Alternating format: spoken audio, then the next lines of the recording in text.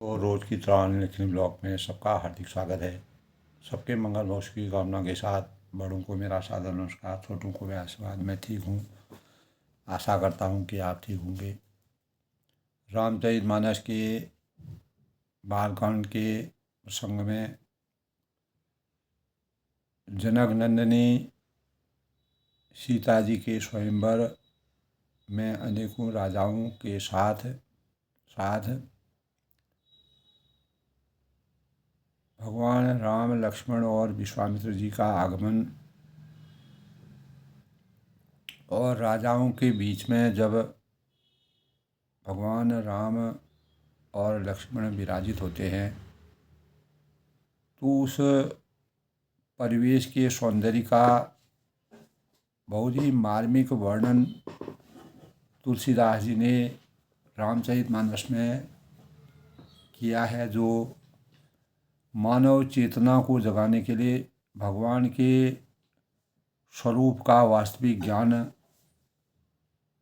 मन से, वाणी से और कर्म से जब हम अर्थ, धर्म, काम, मोक्ष यानी पुरुषार्थ के रहस्यों का और उनके चरित्रों में इस प्रकार के भावों को लोक कल्याणकारी कार्यों और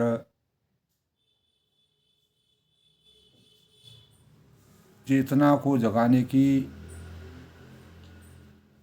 जो रचनाएं हैं, जो लीलाएं हैं, जो कर्म पथ उनका है, उसके अनुसार उन्होंने जिस प्रकार के अनेक प्रकार के राजाओं की उपस्थिति स्वयंवर में, तो भगवान राम और लक्ष्मण की छवि को देख करके वहाँ की प्रजा अद्भुत आनंद की अनुभूति करते हैं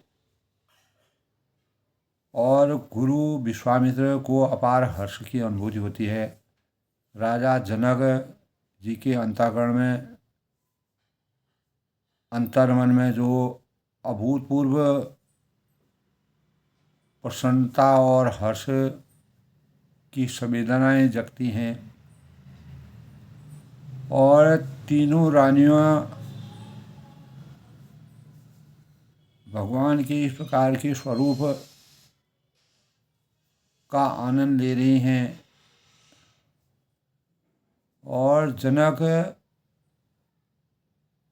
जी ने जो स्वयंवर और संकल्प के परिणाम स्वरूप सीता के स्वयंवर की रचना की है कि जो राजा इस शिवजी के धनुष को, शिवजी का बहुत ही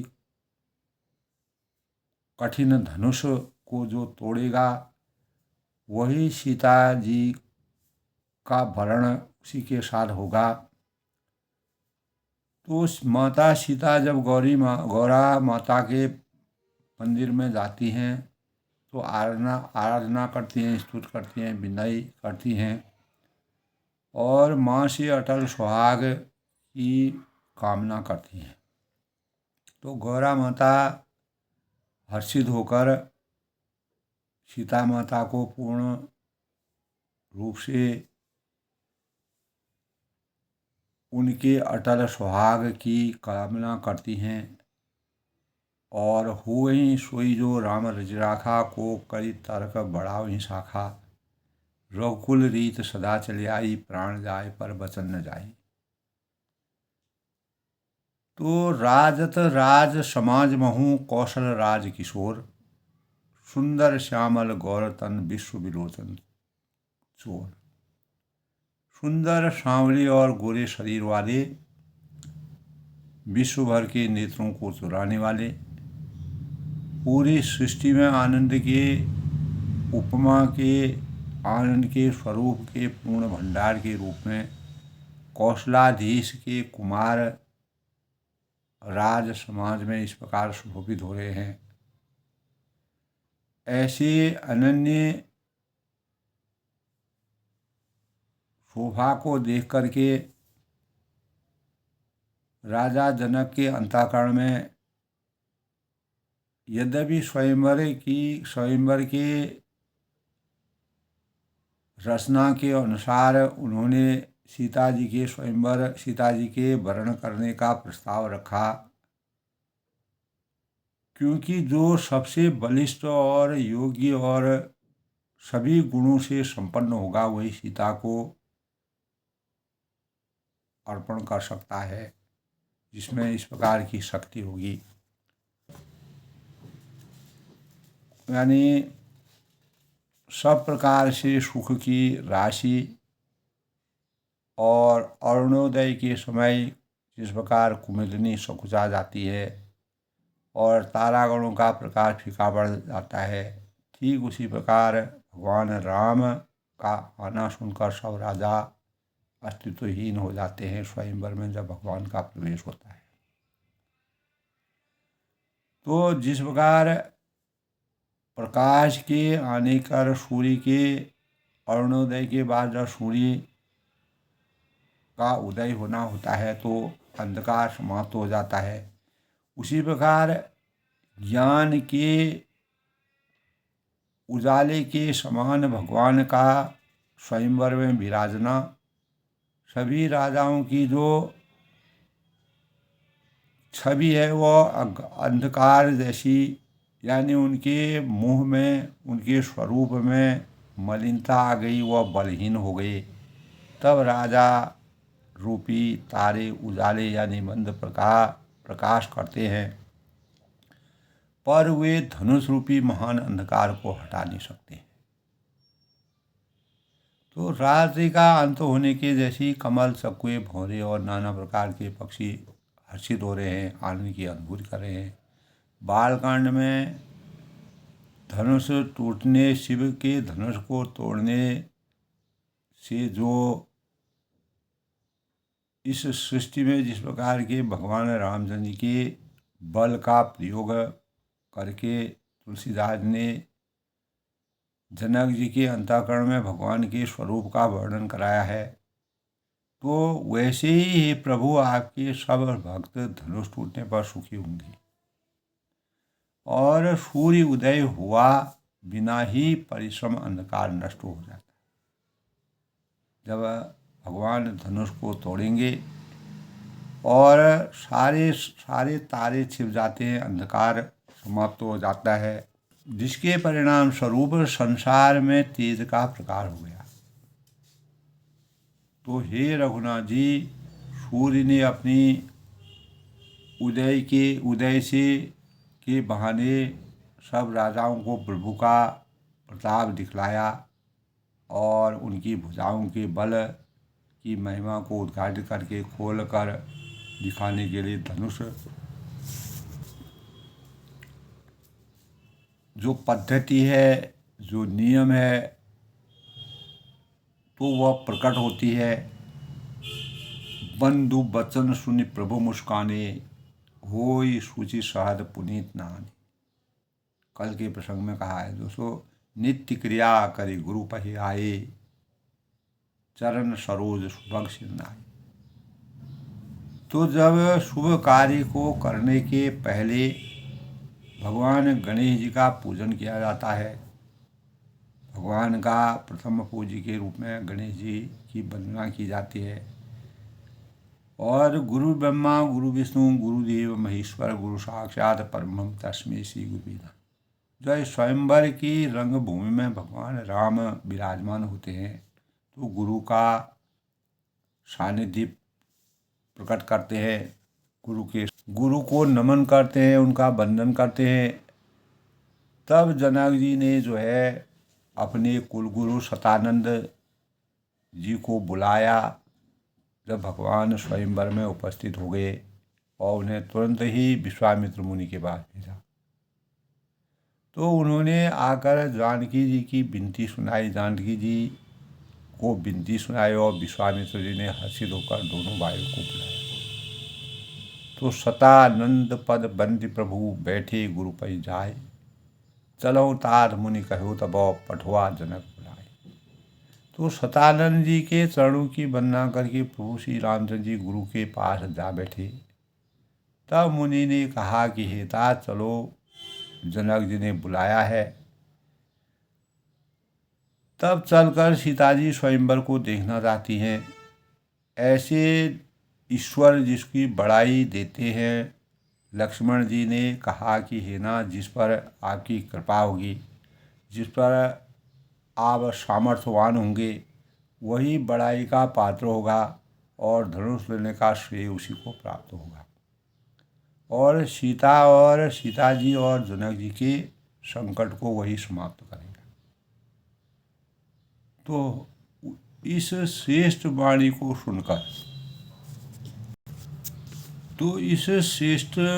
को सुनकर तब मुनि प्रसन्न होते हैं और सुख मानकर आशीर्वाद देते हैं और फिर मुनियों के समूह सहित कृपाल श्री रामचंद्र जी धनुष यज्ञशाला में को देखने के लिए जाते हैं।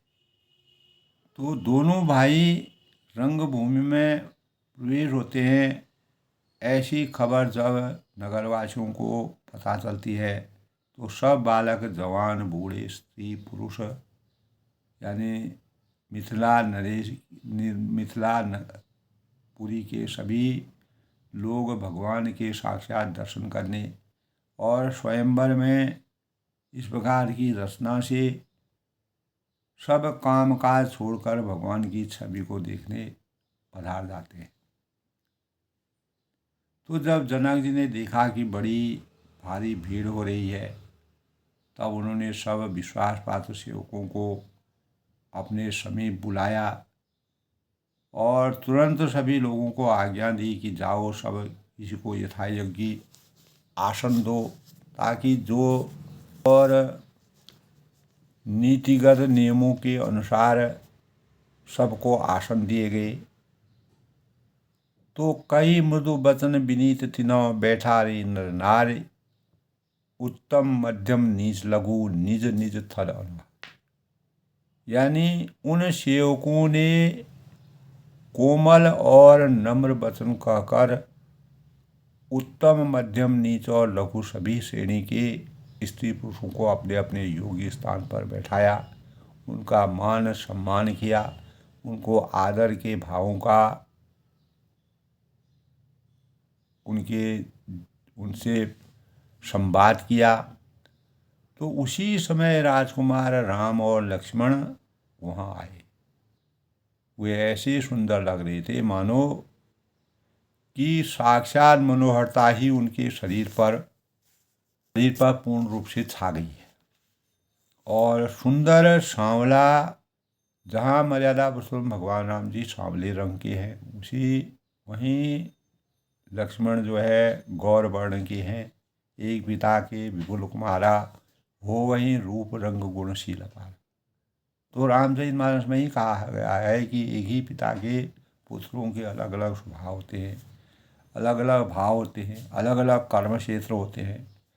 तो गोरा शरीर भगवान यानी शेषनाग के अवतार कृष्ण यानी लक्ष्मण जी का था और भगवान राम जो है वह सांवले वर्ण के थे। वे गुणों के समुद्र, चतुर और उत्तम और धीर बुद्धि के थे। तब वे राजाओं के समाज में ऐसे सुशोभित हो रहे हैं मानो कि तारा गुणों के बीच में दो पूर्ण चंद्रमा, जिनकी जैसी भावना थी प्रभु की मूर्ति वैसी ही, यानी जो जिनकी रही भावना जैसी प्रभु मूर्त जिन देखी तैसी। जो जिस स्वरूप से, जिस भाव से, जिस अंतरात्मा से, जिन विचारों से भगवान की प्रतिमूर्ति को देखते हैं, प्रभु की मूर्ति उन्होंने को वैसी ही दिखती है। जो सगुण रूप में देखेंगे साक्षात दिखाई देंगे, जो निर्गुण में रूप में देखेंगे निराकार दिखाई देंगे। यानी वह आस्तिक, अगर कोई आस्तिक होगा भगवान को पूर्ण रूप से माने, उसको उसके अंतःकरण में आस्तिकता के भावों का संवाद होता है।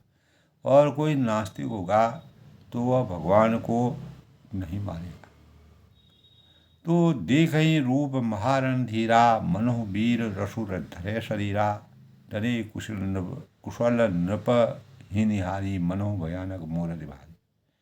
महान रणधीर राज लोग श्री राम जी के रूप को ऐसे देख रहे हैं कि मानो स्वयं ही वीर रस शरीर धारण किए हुए हो, और कुटिल राजा प्रभु को देखकर डर गए, मानो बड़ी भयानक मूर्ति का अनावरण वह कर रहे हैं। तो छल से जो राक्षस वहाँ राजाओं के वेश में बैठे हुए हैं, उन्होंने प्रभु को प्रत्यक्ष काल के समान देखा, और नगर निवासियों ने दोनों भाइयों को मनुष्यों के भूषण रूप और नेत्रों को सुख देने वाला दिया। तो स्त्रियां हैं, स्त्रियों के हृदय में अपार हर्ष की अनुभूति होती है। नारी विलोकई हर्षि और निज निज अनुरूप जन सोहर श्रृंगार धरी मूरज परम। तो स्त्रियां अपने हृदय में हर्षित होकर, प्रसन्न होकर, अपनी अपनी रुचि के अनुसार, अपने अपनी मनोवांछित कामना के अनुसार उन्हें देख रही हैं, निहार रही हैं, और उनके साक्षात दर्शन करके अपार हर्ष की अनुभूति कर रहे हैं और पुलकायमान हो रही हैं। दोनों मानो श्रृंगार रस की परम अनुपम मूर्ति उन्होंने धारण की हो, अपार शोभा से सब विभूषित हो गया है। तब विद्वानों को प्रभु विराट रूप में दिखाई दिए। विदूषण प्रभु विराट ईसा, क्योंकि ज्ञान जो भगवान के पूर्ण स्वरूप का चिंतन, मनन, ध्यान, अध्ययन कर सकते हैं, उनको भगवान उसी रूप में प्रकट हो रहे हैं। बहुमुख कर पग लोचन शीशा, और जिनके बहुत से मुंह, हाथ, पैर, नेत्र और सिर हैं, जनक जात अवलोकन कैसे सजन सगे प्रिय लागे में। यानी जनक जी को उनका स्वरूप जो है संजाति यानी कुटुंबी प्रभु को किस तरह कैसे प्रिय रूप में देख रहे हैं, जैसे सगे सज्जन संबंधी प्रिय मिल गए। तो उनका साक्षात दर्शन हो रहा है। तो जनक समेत रानियां उन्हें अपने बच्चे के समान देख रही हैं। उनकी प्रीति का वर्णन नहीं किया जा सकता है। योगियों को शांत, शुद्ध, सम और स्वतः प्रकाश परम तत्व के रूप में दिखे। तो हरि भक्तन देखे दो भ्राता, और हरि के भक्तों ने दोनों भाइयों को जब सुखों को देखा तो सुख की अनुभूति जो इष्ट देव के समान है, जो हमेशा सुख दुख में भगवान चारों ओर उनके विराजमान रहते हैं। सीता जी जिस भाव से श्री रामचंद्र को देख रही हैं, निहार रही हैं, राम ही चिताओ भाई हे सिया, तो क्या हो रहा है, सो स्नेह सुख नहीं कथनीय। उस सुख का, उस अनुभूति का, उस रहस्य का वर्णन करने में तुलसीदास जी भी जो है पीछे हो जाते हैं, वो भी उसका वास्तविक वर्णन नहीं कर पा रहे हैं। तो उस स्नेह और सुख का जो हृदय में अनुभव कर रही हैं, पर वे भी उसे कह नहीं सकती। फिर कोई कभी उसे किस प्रकार से उसका वर्णन कर सकता है। इस प्रकार जिसका जैसा भाव हो, अपने भाव के अनुसार, अपने विचारों के अनुसार, अपनी सोच के अनुसार कौशलाधीश रामचंद्र जी को देखने में जो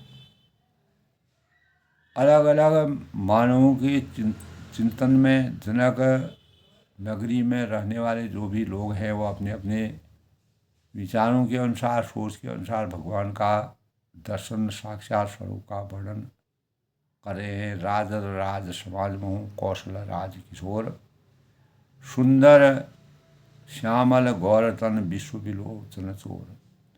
तो सुंदर, सांवले और गोरे शरीर वाले तथा विश्व भर के नेत्रों को चुराने वाले कौशलाधीश ने ये कुमार यज्ञ यानी जो स्वयंवर में जो है राज समाज में इस प्रकार सुशोभित हो रहे हैं कि उसका वर्णन करना,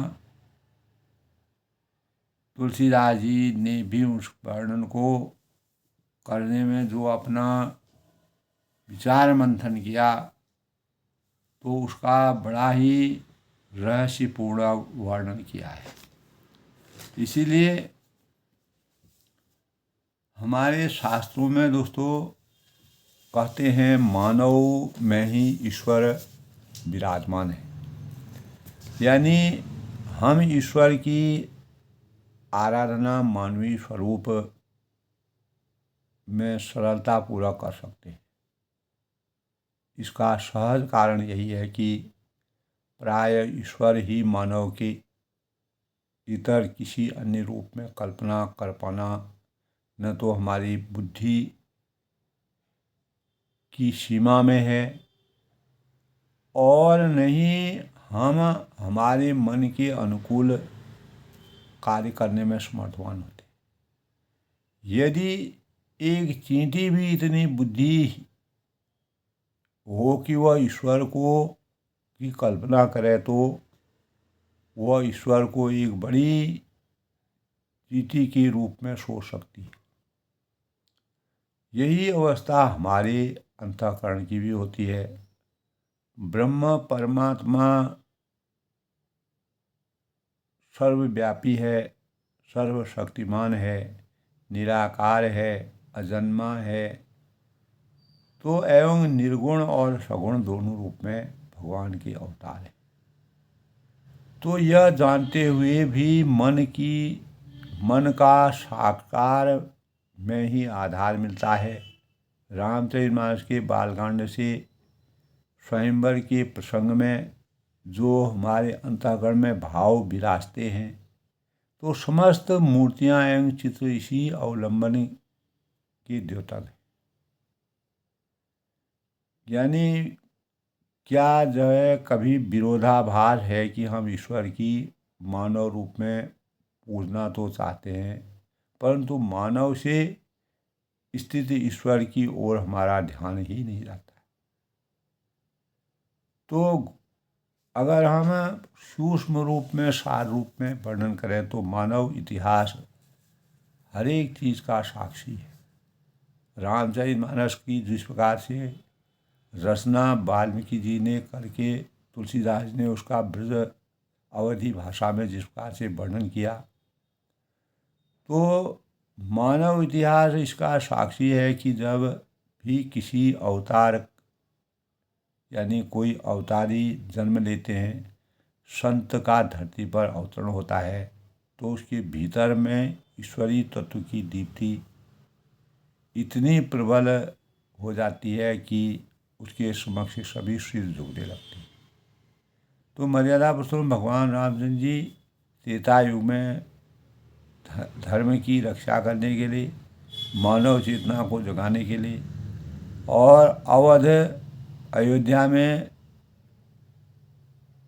सभी के चरित्र चित्रण के लिए एक तरफ जब राजा का संकल्प, दूसरी तरफ कैकेयी जी का वरदान, तीसरी तरफ रामचंद्र जी के राज्याभिषेक के पश्चात वन का गमन, चौथी तरफ भाई के भ्रातृत्व प्रेम, भरत जी जहाँ राम वन में जाते हैं, चित्रकूट में पहुँचते हैं, तो सबके अपने अपने मर्यादा के अनुसार जो भाव प्रदर्शित किए हैं तो वह हमारे ज्ञान चक्षुओं को खोलने का प्रयास करते हैं। जबकि ईश्वर हर देह में हमारे आसपास ही विचरण कर रहे होते हैं। इसीलिए कहा है ऐसे घट घट राम हैं दुनिया देखी मन, कस्तूरी कुंडल बसे मृग ढूंढे बनमान। तो ऐसा मानिए कि एक जिस प्रकार एक बत्ती होती है जिसके कांच की कालिक अधिक हो तो प्रकाश बाहर नहीं दिखाई देता है, वही अवतार था संत धवल तन मन लेकर जन्मे हैं, अन्यथा अंतर कुछ भी नहीं है। तो अनेकों लोगों ने कहा है कि हम जानते हैं कि पीड़ितों जो परेशान होते हैं, जो परेशान आत्माएं होती हैं, लंबे समय से बीमार हो जाती है, अवसाद में चली जाती है, तो पीड़ितों की देह में ईसा मसीह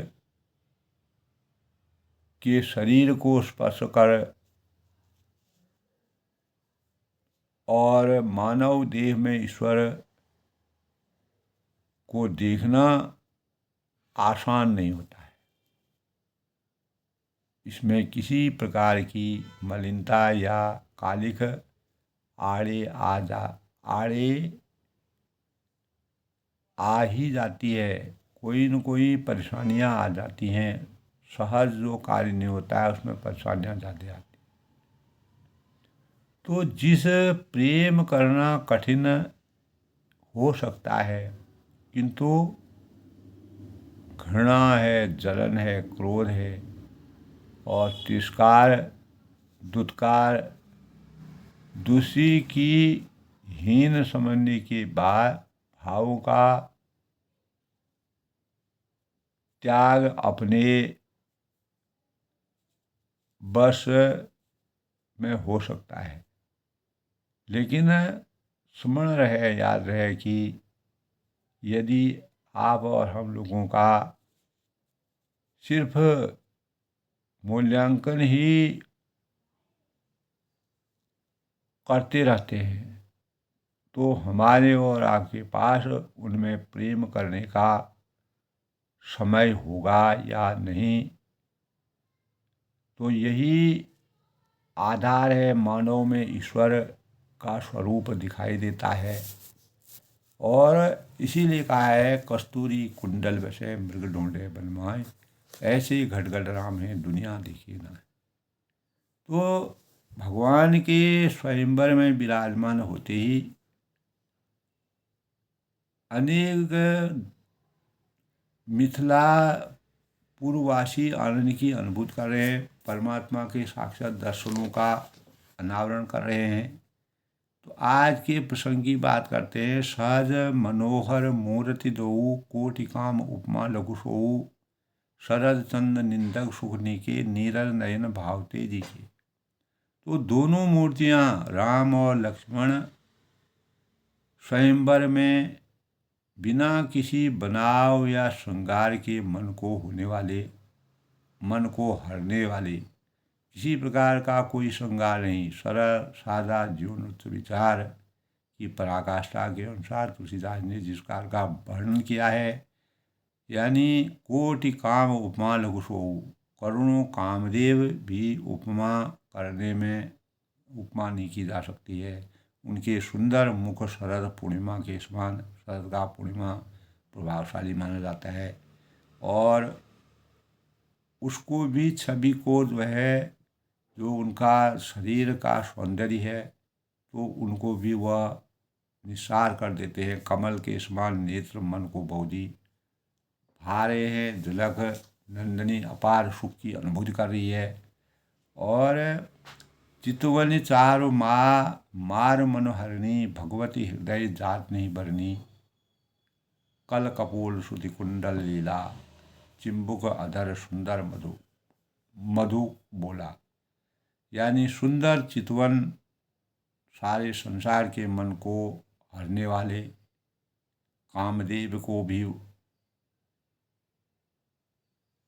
यानी उस कामदेव के मन को भी हरने वाले जो भगवान का वास्तविक सौंदर्य है, तो हृदय को बहुत ही प्यारी लगती है, सुहावनी लगती है, पर उसका वर्णन किया नहीं जा सकता है। सुंदर गाल हैं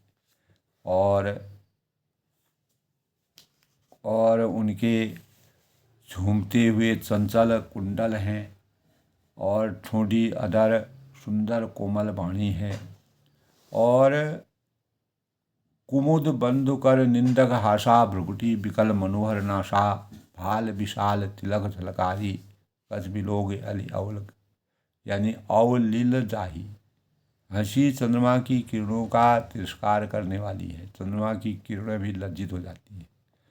और भौहें टेढ़ी और नासिका मनोहर है। भगवान के एक एक अंग के सौंदर्य का वर्णन किया गया है। पीली चौकनी टोपियाँ सिरों पर इस प्रकार से शोभित हैं, जिनके बीच बीच में फूलों की कलियाँ बनाई गई हैं, और शंख के समान सुंदर गोल गले में मनोहर 3 रेखाएं हैं, जो मानो तीनों लोकों की सुंदरता की सीमा को बता रही। पीत पीत चौतनी सिरनि सुहाई, कुसुम कली बिच बीज बनाई, रेखे रुचिर कम्बकल गीवा, जन त्रिभुवन सुषमा गई शिवा। तो हृदय में राजमुक्ताओं के सुंदर कंठे और तुलसी की मालाएं सुशोभित है। कुंजर मणिकुंठा गली उरही तुलसी का माल, उरही तुलसी का माल, और सब कंद के हरि ठटनी, यानी बल निधि बाहु विशाल। तो हृदयों पर राज मुक्ताओं की जो सुंदर कंठे और तुलसी की मालाएं सुशोभित हैं, उनके कंधे में बैलों के कंधे की तरह पुष्पित हैं, और शेर की तरह उनकी भुजाएं हैं। तो कमर में तरकस और पीताम्बर जो ओढ़े हुए हैं, बांधे हुए हैं, हाथी के हाथों में बाण और बाएं हाथ में सुंदर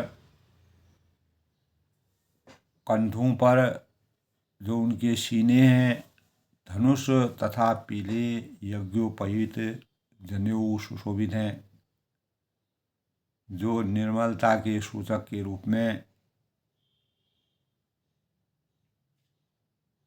नख से लेकर शिखा तक सब अंग सुंदर, उन पर महान शोभा छाई हुई है। देख लोग सब भये सुखारे, एकटक लोचन चलत न तोरे, हर्षे जनक देख दो भाई, मुनिपद कमल गही सब जाए। उन्हें देखकर सब लोग सुख का अनुभव कर रहे हैं, अपार अन्न की अनुभूति हो रही है। नेत्र एकटक निमेष शून्य हो गए हैं, और तारे पुतलियों की नहीं चलते हैं। जनक जी की दोनों भाइयों को देखकर हर्षित होते हैं। तब उन्होंने जाकर मुनि के चरण कमल पकड़े, कर विनती निर्कथा सुनाई, रंगावनी सब मुकुट बनाई, जहाँ तहाँ जाय कुंवर पर धो, जहाँ तहाँ चकित चितौ सब कहो। तो इस प्रकार से जो है जनक जी दोनों भाइयों को देखकर किस प्रकार से प्रसन्नचित व्यक्त होते हैं। तो विनती करके अपनी कथा सुनाई और मुनि को सारी रंगभूमि यज्ञशाला दिखलाई, और मुनि के साथ दोनों श्रेष्ठ राजकुमार जहाँ जहाँ जाते हैं, वहाँ सब कोई को आश्चर्यचकित हो देखने लगते हैं। तो निज निज रुख राम ही सब देखा, को न जान कसु मरम विशेषा। सबने भगवान रामचंद्र जी के को अपनी ओर से सुख अपने यानी अपनी अपनी ओर से मुख किए हुए देखा, परंतु इसका भी विशेष रहस्य कोई नहीं जान सका। तो मुनि ने राजा से कहा कि रंगभूमि यानी रंगभूमि की रचना बड़ी सुंदर है, सुहावनी है। विश्वामित्र जैसे निस्पर्श विरक्त और ज्ञानी मुनि रचना की प्रशंसा सुनकर राजा प्रसन्न हुए और उन्हें बड़ा ही सुख का अनुभव हुआ। तो सब मंचन तय मंचो एक, सुंदर विशद विशाल, मुनि समेत दो बंधु तहाँ बैठा रे महिपाल। सब मंचों में जो मंच बने हुए थे, इसमें शिव का धनुष भी रखा हुआ था, वेदी बनी थी, वेदी में शिव का धनुष रखा हुआ था, और मंचों में अधिक सुंदर उज्ज्वल और विशाल बनाए गए थे मंचों को। और राजा ने मुनि सहित दोनों भाइयों को उस पर बैठाया था। प्रभु देख सब नपहि हारे, जन राकेश उदय भयहारी। प्रभु को देखकर जब सब राजा हृदय में ऐसे हार गए, निराश एवं उत्साहित हो गए, जैसे पूर्ण चंद्रमा के उदय होने पर असी प्रतीत सबके मन माही, राम चाव तो रव सकनाही। यानी उदय होने पर तारे प्रकाशहीन हो जाते हैं। उनके तेज को देखकर, उनके वास्तविक सौंदर्य को देखकर सबके मन में ऐसा विश्वास हो गया कि रामचंद्र जी धनुष को तोड़ेंगे, इसमें कोई संदेह नहीं है। मन, वाणी और वचन से सबके अंतःकरण में इस प्रकार के भाव जागृत होते हैं। बिन भंजऊ भव धनुष विशाला, मेलहि सिय राम उर्माला। अस विचार गौनो घर भाई, जस प्रताप बल तेज गया। यानी इधर उनके रूप को देखकर सबके मन में यह निश्चय हो गया है, सबने जान लिया कि शिव जी के विशाल धनुष को जो संभव हो वह टूट सके।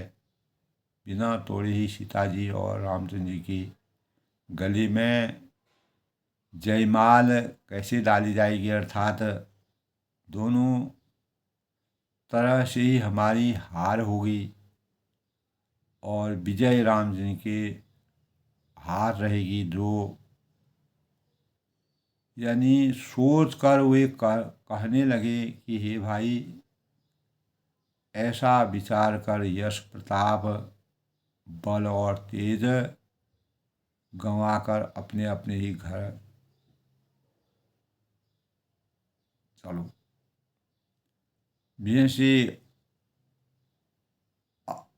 बिहसी अपर भूप सुनि बानी, बिहसी अपर भूप सुनि बानी, जे अभिषेक अंध अभिमानी।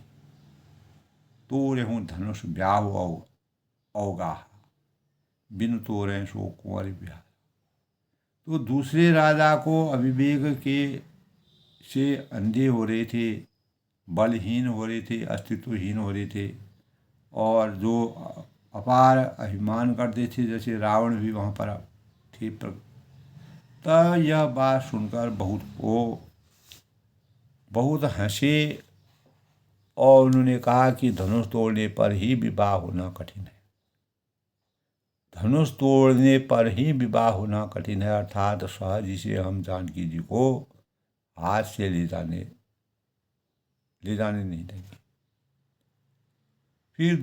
फिर बिना तोड़े ही राजकुमारी जो है, यह सुनी अवर मई मुस्काने धर्मशील हरि भगत सयानी।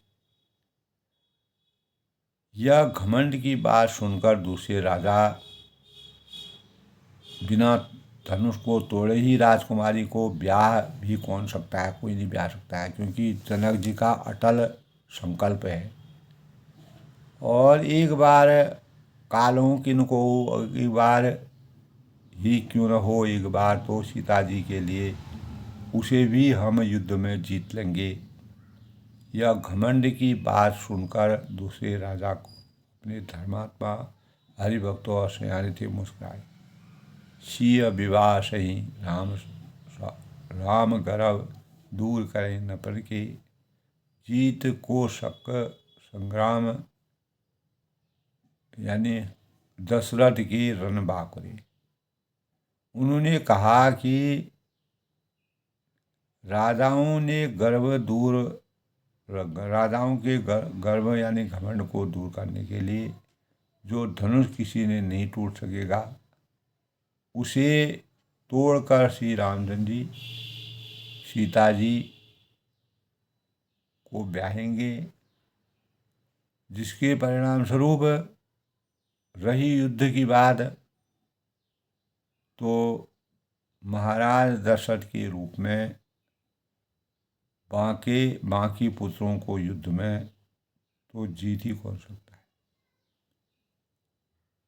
तो व्यर्थ मरऊँ जनि गाल बजाई, मन मोद कनि कहीं सुख बुलाई। सिख हमारी सुनी परम सुगीता, सिख हमारी सुन परम पुनीता, जगदम्बा जानो जीव सीता। तो गाल बजाकर व्यर्थ ही मत परेशान हो मत मरो। उनके लड्डुओं के भी अच्छे, यानी उनके लड्डुओं से भी कहीं भूख बुझती है। हमारी परम मन मोदगी की मुँह भूख बुताई, सिख हमारी सुने परम पुनीता। और हमारी परम पवित्र निष्कपट सीख को सुनकर सीता जी को अपने जी में साक्षात जगत जननी समझो। साक्षात जगत जननी की अवतार के रूप में सीता जी का धरती से जो पैदा हुई थी। तो हमारी यह परम कामना है कि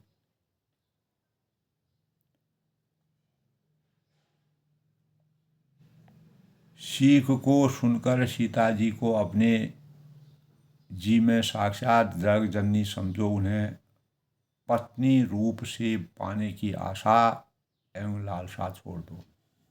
सभी राजाओं को इस प्रकार के भाव सबके अंतःकरण में हुए। तब कहा है जगत पिता रघुपति विचारी, भरी लोचन सभी लेव निहारी। सुंदर सुखद सकल गुण राशि, ए दो बंधु शंभु कुलवासी।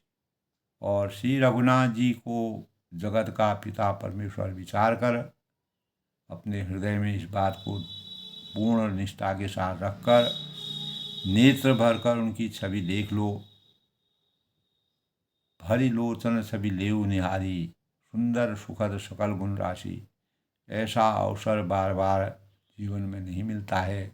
सुंदर सुख वाले समस्त गुणों की राशि के दोनों भाई शिव जी के हृदय में बसने वाले हैं। तो स्वयं शिव जी भी जिन्हें सदा हृदय से छिपाए रखते हैं और तुम्हारे नेत्रों के सामने आ गए हैं। सुधा समुद्र समीप बिहाई, मुग जल निरखी मरम कतधाई। समीप आए हुए भगवत दर्शन रूप अमृत के समुद्र को छोड़कर तुम जगत जननी जानकी जी को पत्नी रूप में पाने की जो दुराशा रूप मिथ्या मृगजाल को देखकर दौड़ कर क्यों मरते हो फिर भाई। जिसको करहूँ जाए जो कहूँ जो भावा। जो जिस भाव से भगवान को मानता है, उनका नमन करता है, वंदन करता है, तो अच्छा लगे।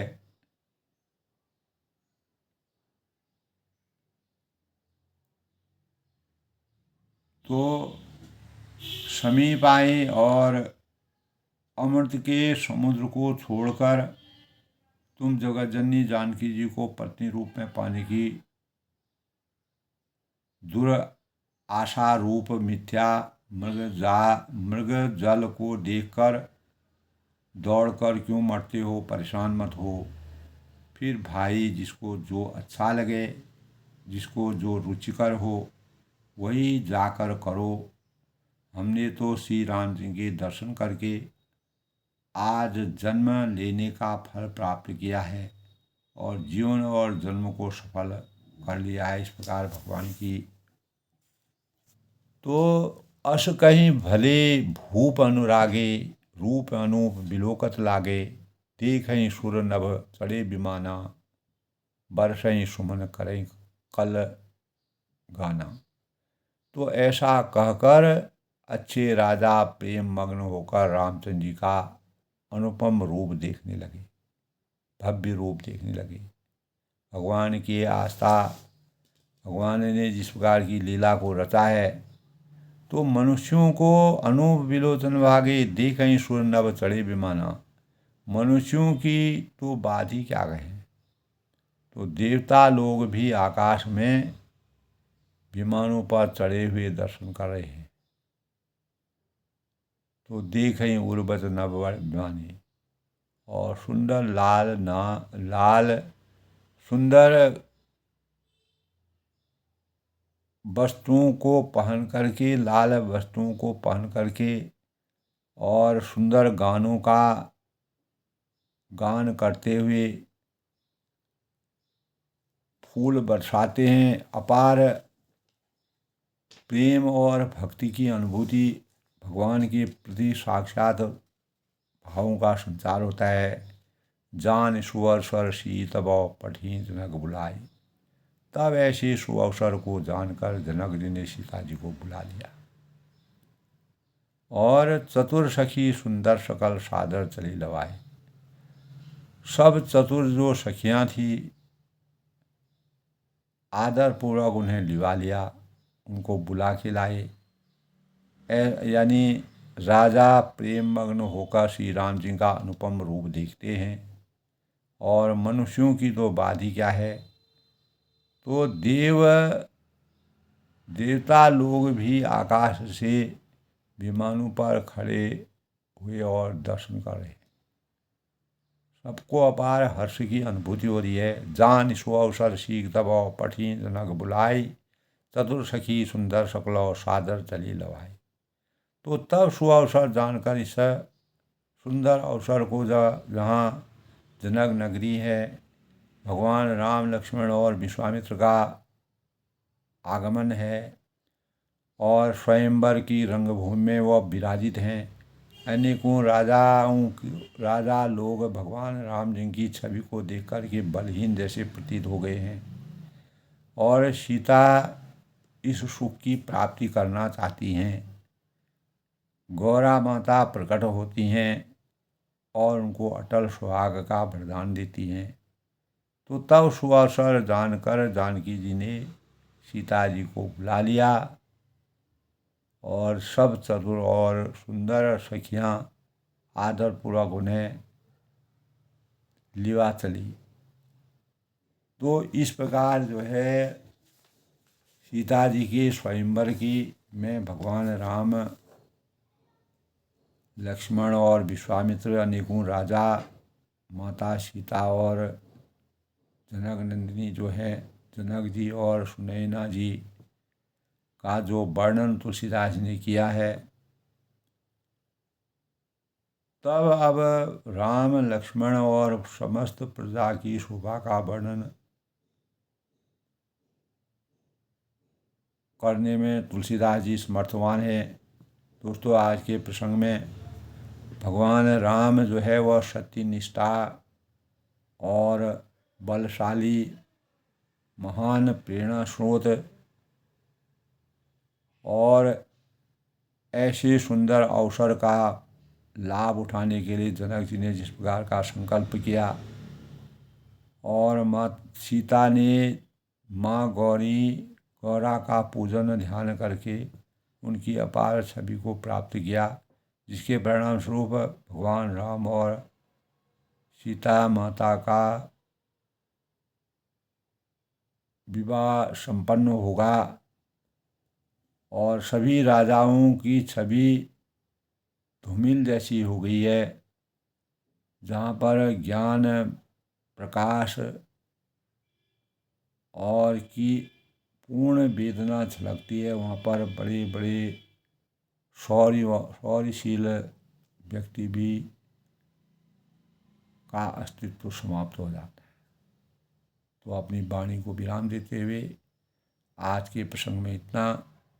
कल फिर धनुष यज्ञ में सभी का विराजमान होना, सभी को आसन दे करके जनक जी ने जिस प्रकार का वर्णन किया, अनेकों लोगों की मनोदशा का जो वर्णन तुलसीदास ने किया है वह यथार्थ है और भावपूर्ण है और मानव चेतना को जगाने वाला है और इससे सनातन धर्म की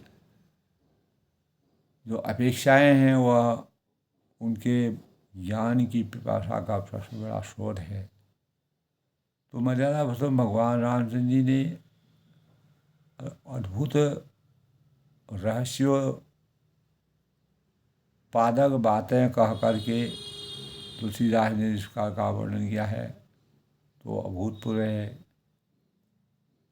इससे सुख की अनुभूति होगी और हम अपने जीवन में संकल्प को किस प्रकार से उसका निर्वहन करना चाहिए वह सीख हमको अपने स्वरूप में जब हमारा तेज प्रकट होता है, भगवान ने जब अपना साक्षात स्वरूप दिखाया, उसको अवतरित किया, तभी वह धनुष को तोड़ने में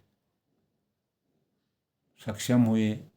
तो दोस्तों, जय श्री राम के साथ आज के प्रसंग की तीसरी करते हैं। कल फिर मिलते हैं, तब तक के लिए सबका अभिनंदन, सबका स्वागत।